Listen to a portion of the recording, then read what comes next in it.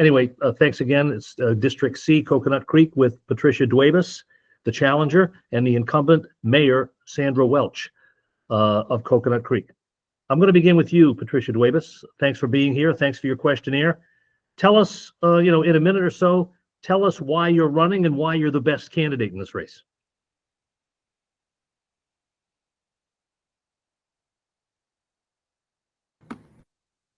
Hello, everyone.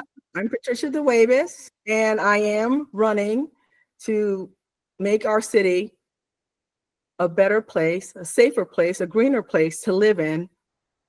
And that is essentially why I'm running.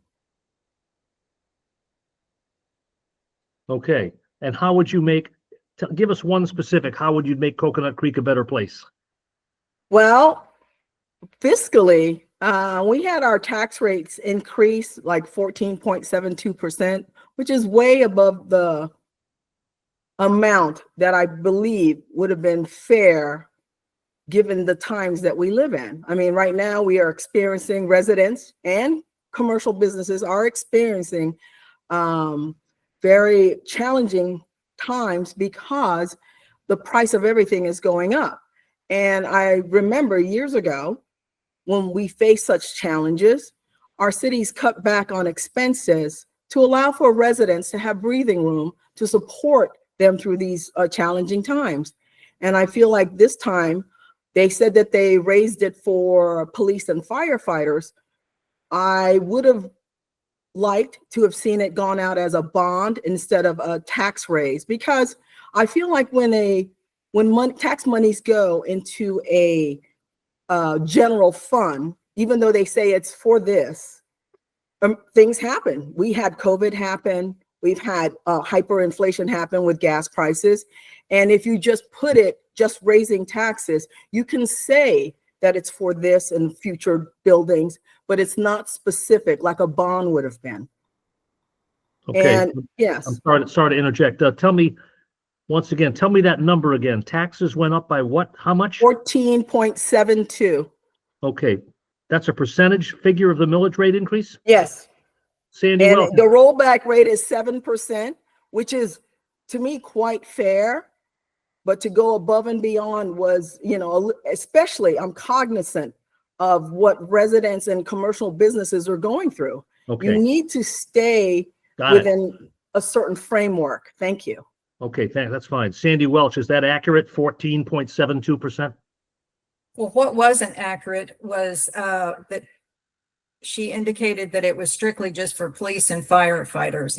It was an obligation that we had when we stood up our own fire rescue department to ensure that that third fire station that services the center of our city, in which Patricia lives, it would be not just housed in that double wide temporary facility, but we were mandated to provide them a permanent structure.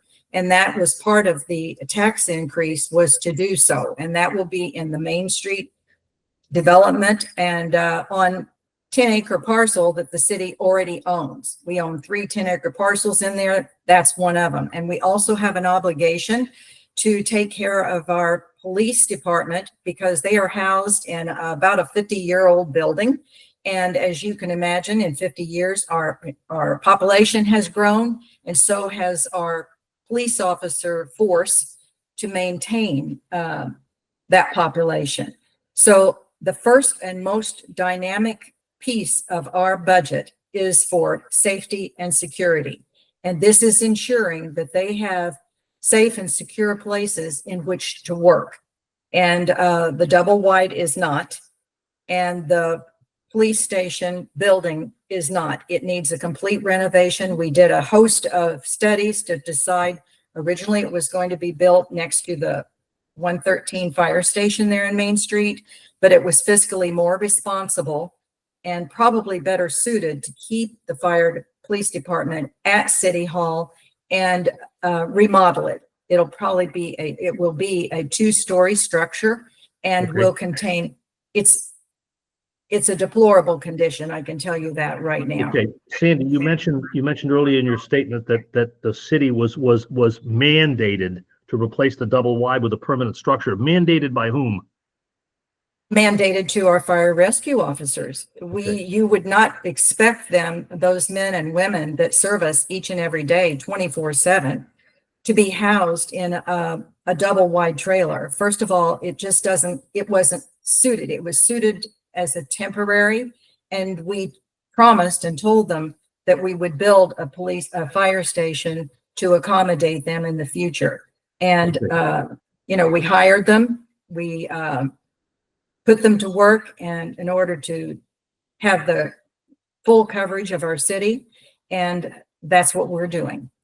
I've got one more follow-up question for Sandy Welch, then we'll get back to Patricia. But do I get to ask, do I get to say why I'm running? I think that's what we kicked this off with. We will, but I want to keep it spontaneous as well. We certainly understand the safety and security needs of the city and providing public safety, but it's also an absolute fact that property values in Coconut Creek are going up significantly, continuously. It's a desirable place to live. You've got a lot of, you've got luxury housing developments there.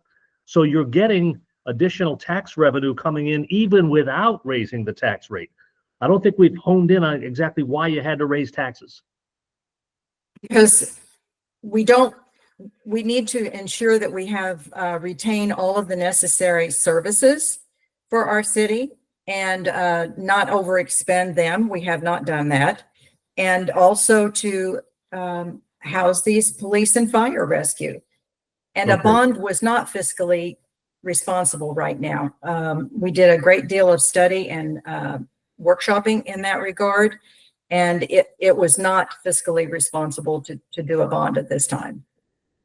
Pardon me for not giving you the same option that I gave Patricia, which is tell us why you're running and why you're the best candidate in this race. Go ahead, Sandy. Well, I am running for my last term, mostly because I mentioned we are in the middle of Main Street development, that 200 plus acres, smack dab in the middle of our city, from the promenade over to the Seminole Casino. And it's been in the past years that we have seen a number of developers come in and present ideas for this project.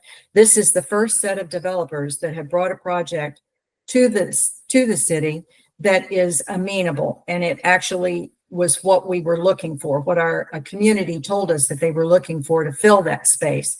And it's been actively engaged in the past 4 years. We've gone through 1 year of site approvals for most all of the blocks. We're now upcoming on a workshop to talk about whether there will be a community district development and the agreement between the developers. So to take that historical knowledge from when it began 20 years ago for the design district and to the past 4 years actively working with this set of developers to bring this project to fruition, it's on the cusp of happening, almost a shovel in the ground in the next year or two.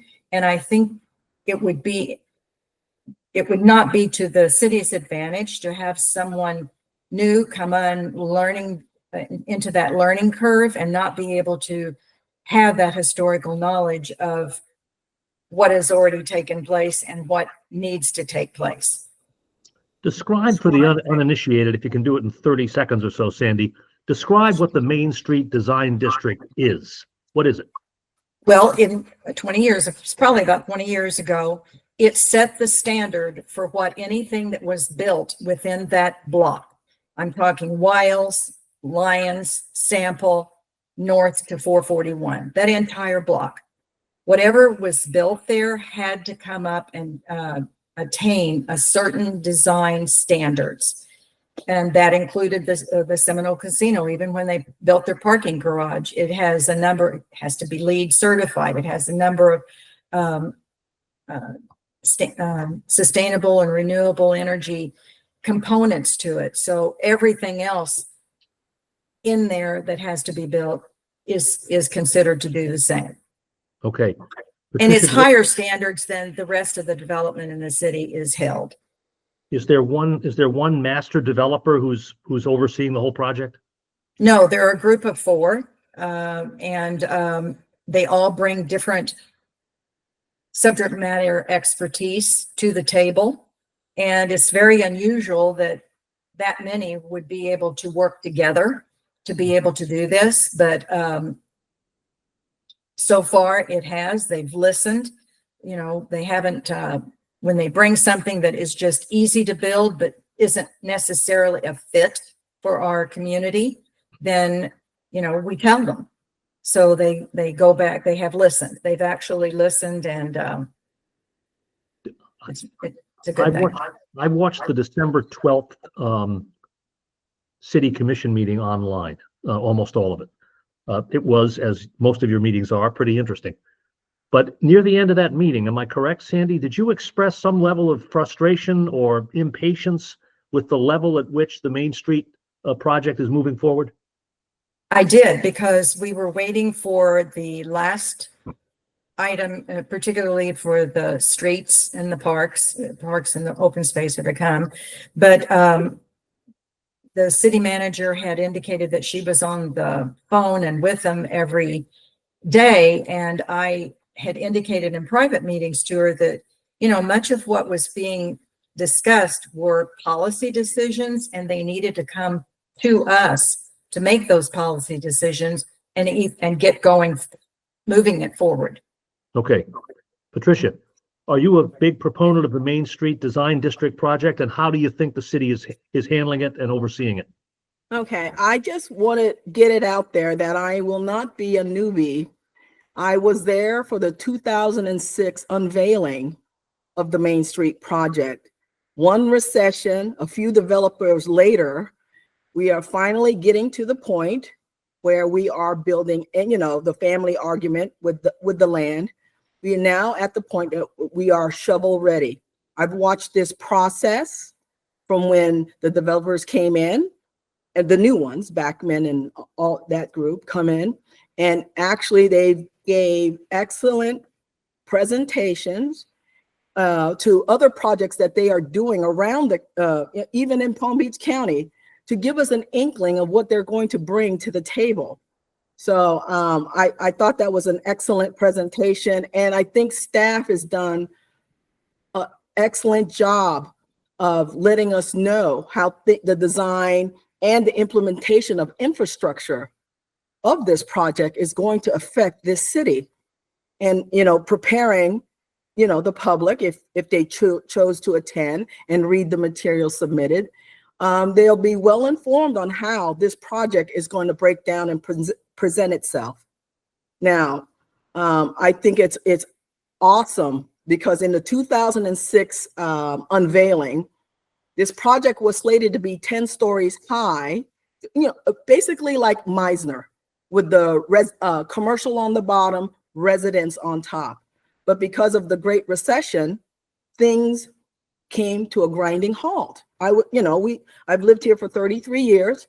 You know, we've seen it lay dormant, and then now it's picking up. And I believe that since I've been there, since the unveiling, that I will be hitting the ground running. I've not been absent as a resident on these matters. Okay. I want to ask you a follow-up question. I'm going to let Sandy comment on it as well, but I'm going to read something from Patricia Duaybes's questionnaire. There was a standard question in there about whether the city is pro-development, anti-development, or just right. And here's what Patricia Duaybes wrote to us in her questionnaire. The city of Coconut Creek has been fortunate to have excellent stewardship in former and current city officials and staff whose diligence created a city that remains one of the greenest and environmentally safe cities to live in. This diligence will be continued by me as well as if I am elected. The balance is excellent. I have to say, everything's in the eye of the beholder, Patricia, but that sounds like a pretty resounding statement of support for the way the city is currently being run. And it's being run in part by your opponent, Sandy Welch. That is correct. Okay. So why shouldn't people re-elect Sandy Welch? Well, our city has had voted in for term limits, 12 years, and she served 12 years.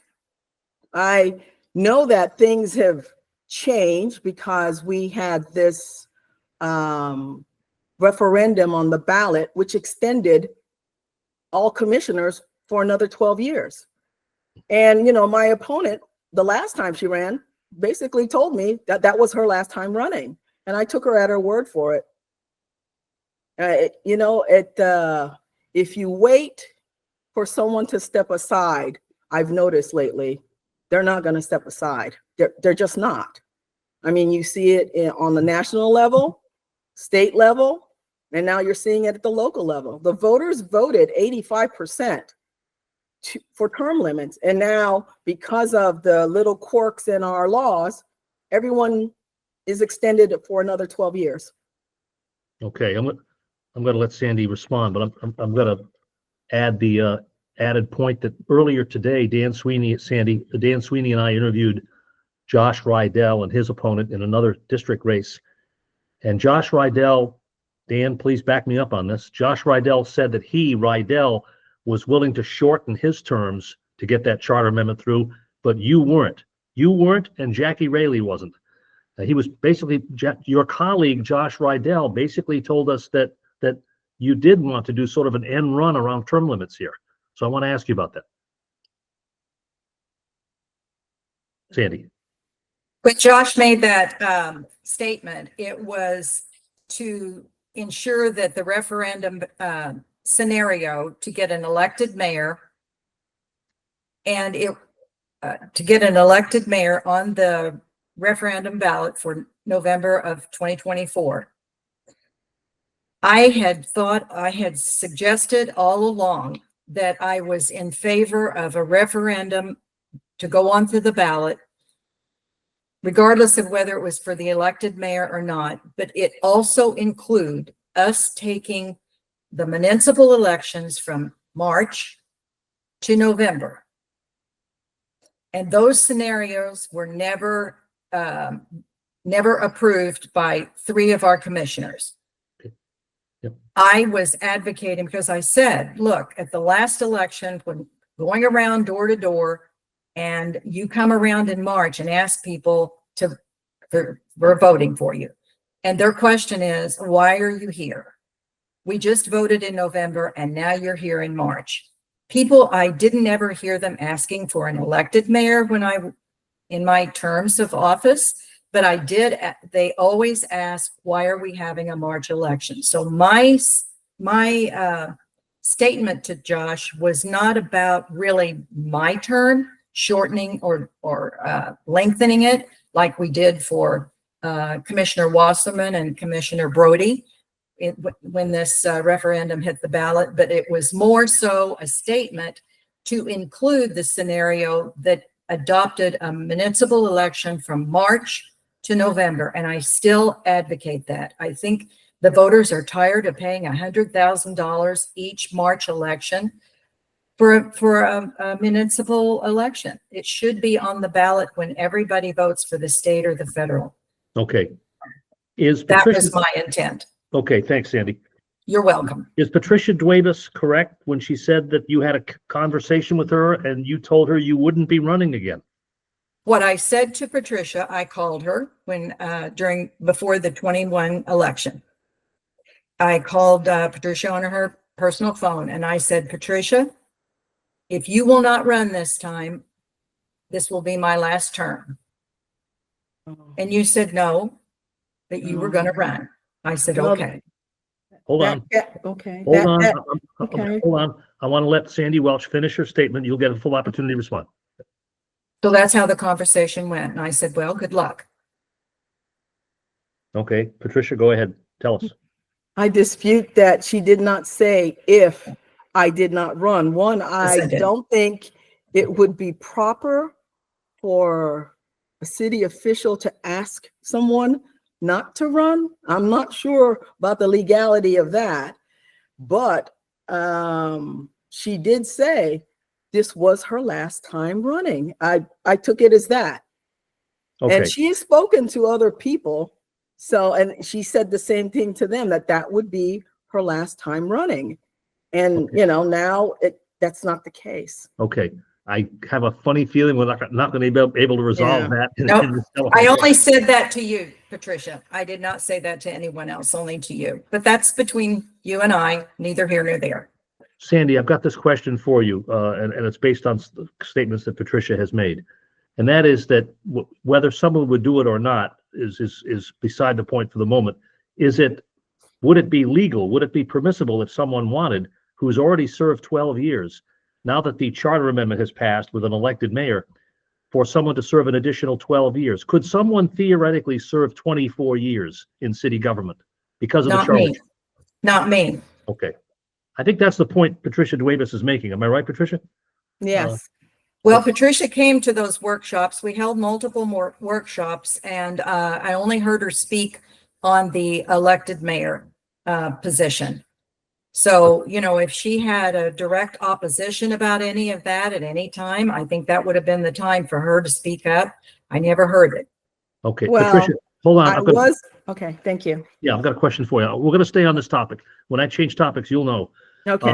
My question is this, and again, for those parenthetically who are not from Coconut Creek or tuning in, the charter change approved by voters handily, in effect, now requires that the mayor of Coconut Creek be elected directly by the voters, not chosen by the other city commissioners. I would say, speaking for my editorial board, we think that's a positive change. The mayor should be chosen by the people. It should not be a backroom political deal. You know, you may not like the context, but that's how we see it. But Patricia, did you vote for that charter amendment in November? Did I vote for the charter amendment? Yeah. How did you vote? No, because of the term limits. Okay. Was going to be overridden. But that's my personal opinion. I follow what the will of the people is. And the will of the people, 13,000 plus, voted for the elected mayor. But me personally, no, I did not support it. I thought it was very vague because it didn't address term limits at the time. Right. And it had no discussion of moving it to November, you know, so that there are more voter participation in our municipal elections.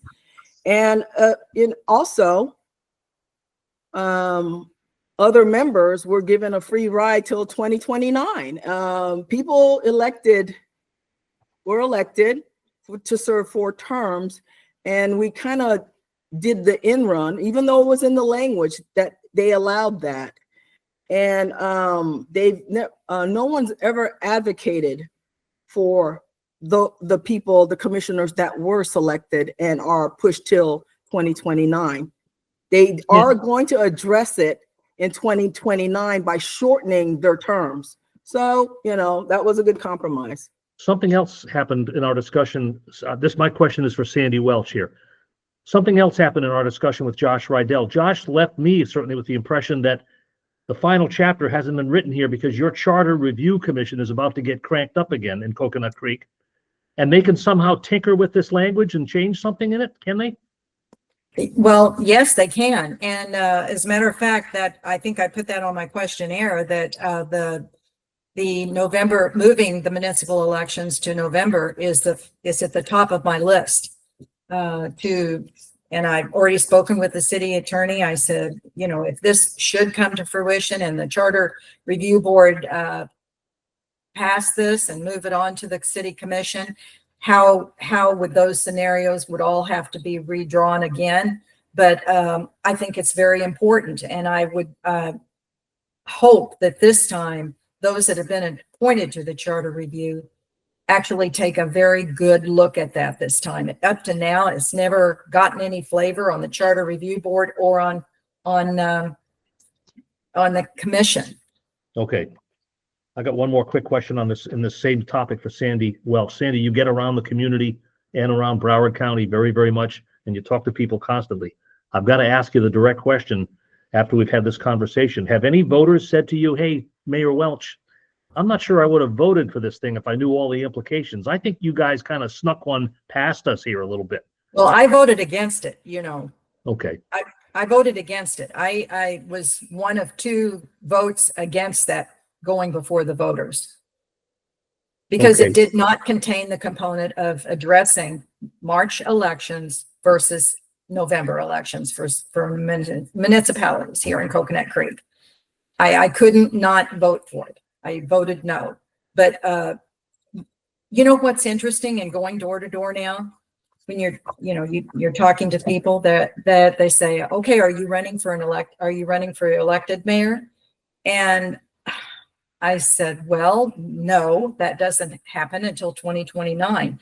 Just curious, did you vote for the elected mayor? Yes, we did.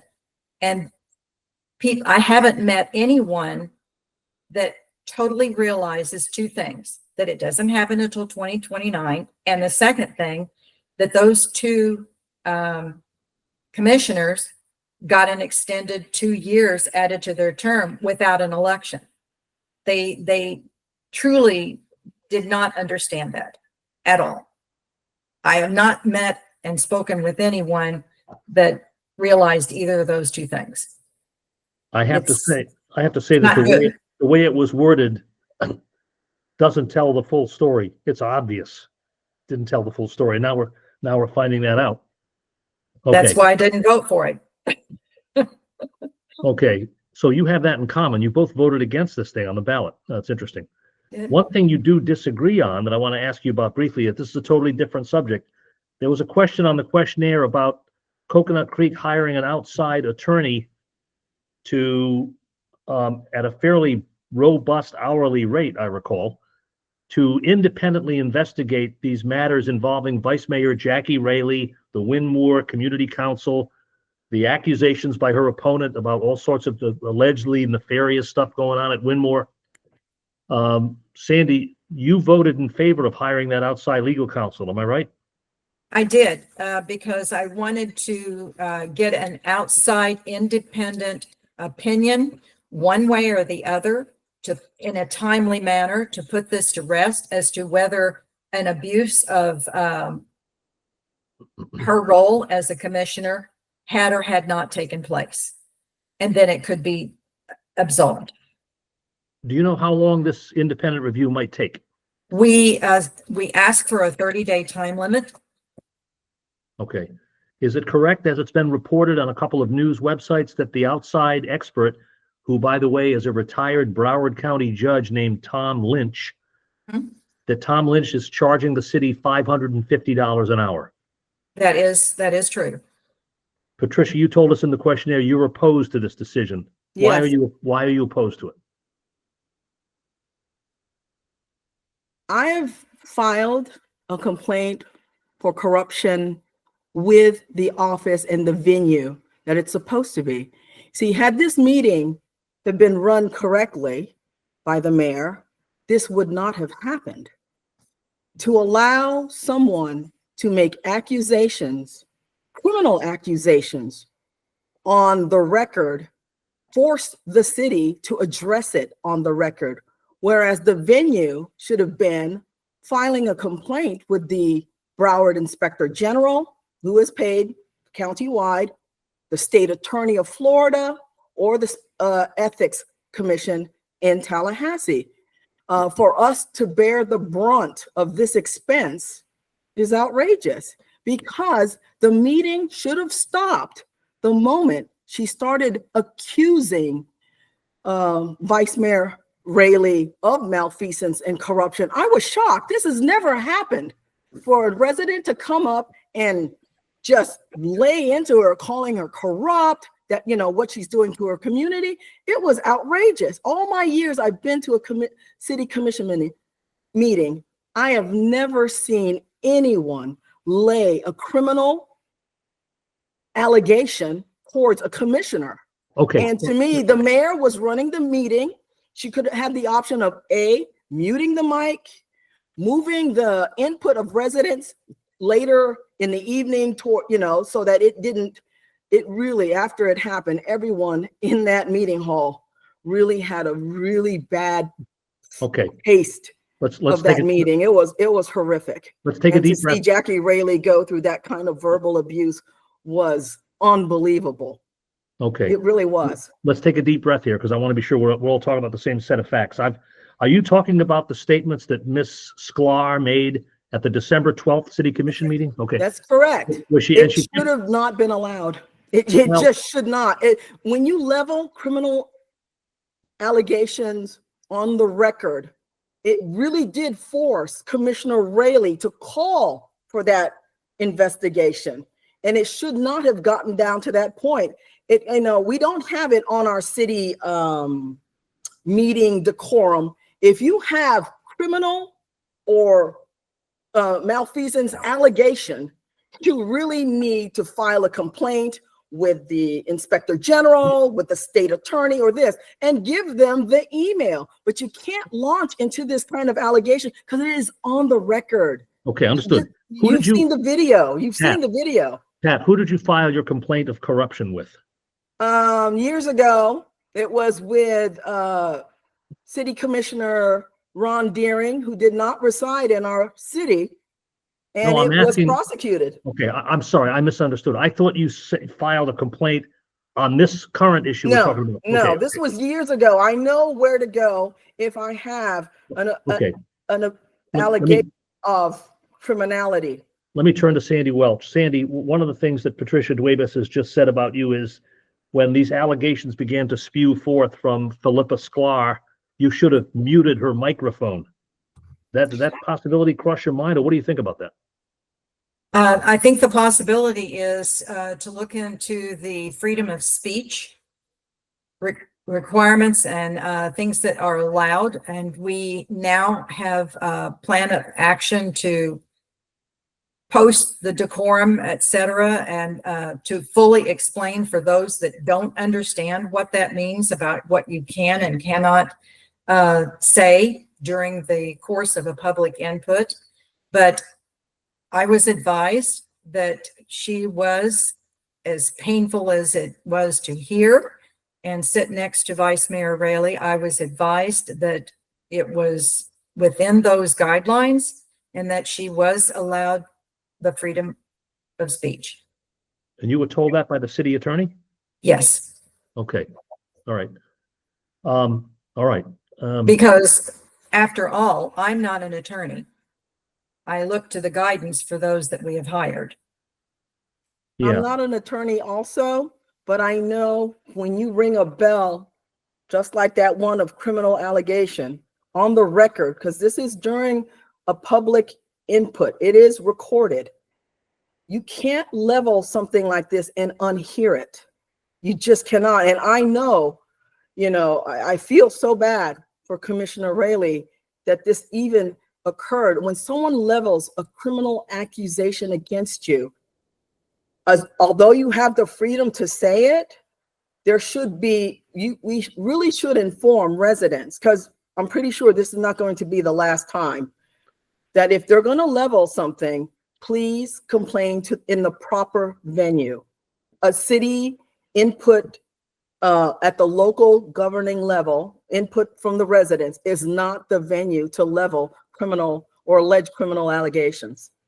Sandy, just one. I want to ask one. I'm going to give Sandy Welch the floor for a moment. I want to just say, and we interviewed yesterday. We interviewed Miss Sklar and Jackie Raley, and we got through it. And Miss Sklar did send a questionnaire to us with repeating many of these same allegations. Dan Sweeney and I have covered dozens and dozens and dozens of municipal elections in Broward and Palm Beach County. We've never seen anything remotely like this, Sandy. This is far, far beyond, call it what you will, mudslinging, personal attacks. We see it in every race. This is outrageously extreme, the extent to which this is going. State Attorney's Office, DBPR, and on and on and on. And it's, I guess I want to ask you how disruptive this has been to your nice community. It has been disruptive, I have to tell you. And as I alluded to before, extremely painful to sit there next to Vice Mayor Raley, who is, I know and respect. And I can tell you that after that meeting was completed, we had a very comprehensive meeting of the city clerk, the city attorney, the city manager, and the deputy city manager, a plan for going forward. And that was implemented at the first January meeting and will continue to do so afterwards. Okay. I do recommend that the mayor the mayor sets the agenda in our city. you could move Hopefully the city public manager. comments. You could move the comments to the end of the meeting. That way it won't cast such a negative air during the rest of the commission meetings. If you could just put the input from residents towards the end of the meeting instead of at Well, the I can very tell you, beginning of the Patricia, meeting. if I had had any idea what she was going to say, I would have definitely done it, but you cannot undo what has already started to take place. Patricia, It looks good after the fact, but it's certainly right there and right then. I had no idea. I don't think anybody had any idea that that was what the spewing that was going to come out of that woman's mouth. yeah, I watched the video, and I watched her get additional time because additional speakers, as the case in many government bodies, other speakers can in effect forfeit their time and transfer it to another speaker is what happened, right? For a maximum. For a maximum. For a maximum. Yes. I think in fairness to Sandy Welch, Patricia, I don't think you really know what somebody's going to say in an open No. mic until they've Oh. said it. 1 year before this meeting, if you go check back the record, she did come to our meeting while she was vice mayor before she was a candidate, and she did the same thing 1 year before. Okay. Please all check the record. Everyone saw it happening. I thought, after a year of not showing up, and you could also check Facebook and YouTube. I have, yep. She has been spewing it. Pat, on For the a side of whole this, year before she got there. I know you can't predict what someone will say, but if it's any indication, it's there.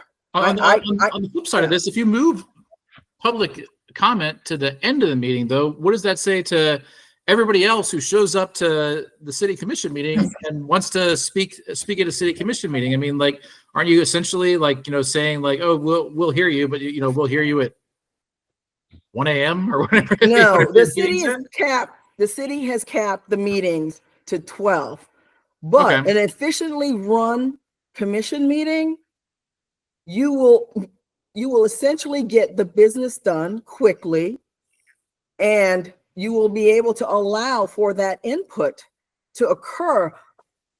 They used to have commission meetings before business was at hand, when the commission was allowed to speak and give a summary of what they've done between meetings. That used to take an hour, but now that it's moved to the end of the meeting, their comments don't take an hour. I understand. I've seen in other cities that move to the public comment to the end of the meeting, and I know in this case there's defamation issues involved and everything, but in other cases, in other times, it has been a useful tactic to shut people up.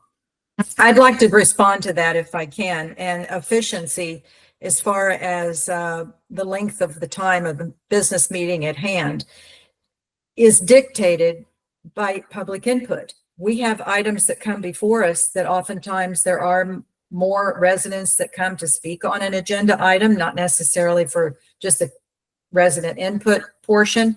And our goal and role is to hear each and every one of them, no matter how long it takes.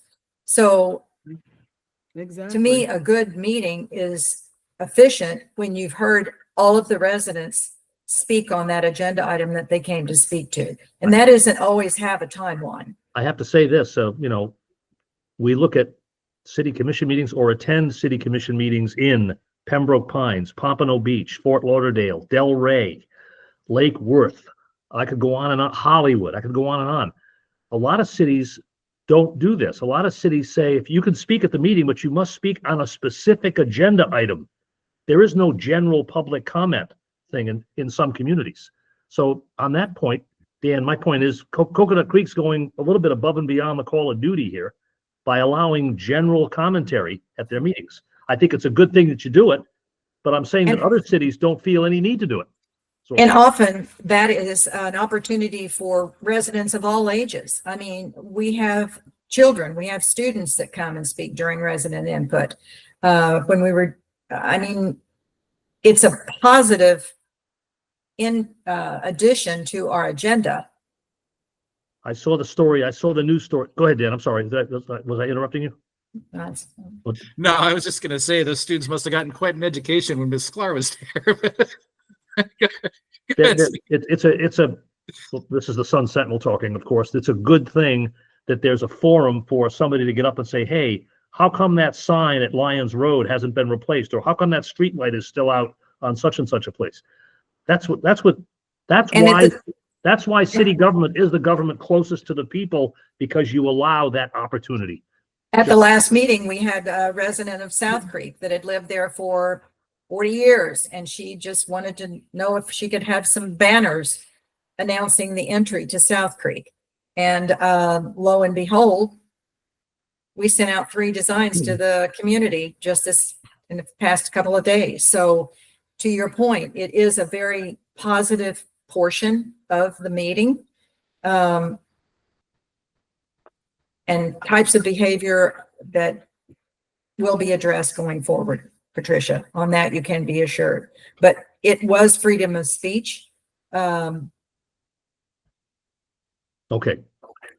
Just not one that you choose to hear on a daily basis. We're running out of time here. I'm going to do this. I'm going to give each of you a chance to make a closing statement. First of all, I want to say that even though very strong, serious differences have emerged in this conversation, I appreciate both of you for keeping it on a professional level. You two obviously know each other. You've been in the political arena before together, so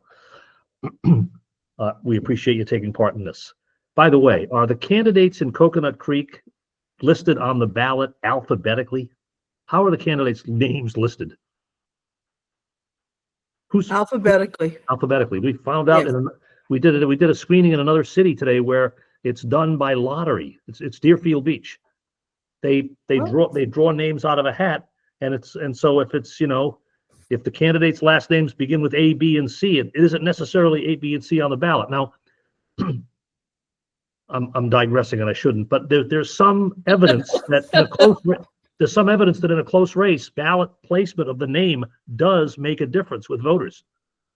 And so it's if it's out, it should be alphabetical, I think, and it's out of your control. Sandy has no control over the fact that her last name begins with a W. So It's my married name. okay, My maiden name, Davis, might have right. bumped it a little. Yes. I'm gonna give you both a chance to make a closing statement. We didn't talk about a lot of things like the turnpike, like the sawgrass. We didn't talk about the landfill, but we did in the other races. But we have your questionnaires. Patricia, I'm going to ask you to go first. Take about a minute and a half to make a closing statement as to why you're the best candidate. Hi, I'm Patricia Duaybes, and I believe that my life experiences and my professional experience as a small business owner and as a financial compliance officer, really, that is what I'm going to bring to the dais. Positivity, someone that is for the environment, and someone that is for keeping our standards. I was able to raise my family in this beautiful city safely, and I'd like to continue to, if with your vote, I will be elected to help keep the standards the way they are and even elevate it to the next level for future residents. Thank you. Thank you, Patricia. Sandy Welch, you have the floor. Go ahead. Okay, thank you. Sandra Welch, running for re-election for my seat, City Commissioner, District C in Coconut Creek, the city that you know and love. I live here, I work here, I play here, I go to the gym here, I'm in our parks a lot, I'm out in the community, in the schools, and continue to look for input out on the street, not just in our meetings, about what our residents would like to see here today and tomorrow in our city, and how best to serve them and their needs and their quality of life. And I'm very proud of the accomplishments that I have made through the past year since I first got elected in 2013. And I don't know if I'm the only one that did this, but I took an early retirement from American Express. I wasn't looking to retire, but I did it so that I could have a completely free calendar and dedicate full-time to this part-time position. And it's been the best job ever that I've had. And I think I've had some good jobs, but, at one point I had 4 generations of my family living here. I was fortunate to bring my mom here for her last 5 years, our daughter and our granddaughter. And, so everything that I have done and plan to do for the future of the city of Coconut Creek affects me too. So it's very personal. And I hope to have the privilege of your support and vote at March 11, 2025 for District C City Commissioner. Thank you. Okay. Thanks to you both for your participation here today, and thanks for the questionnaires. Good luck to you both. Thank you very much.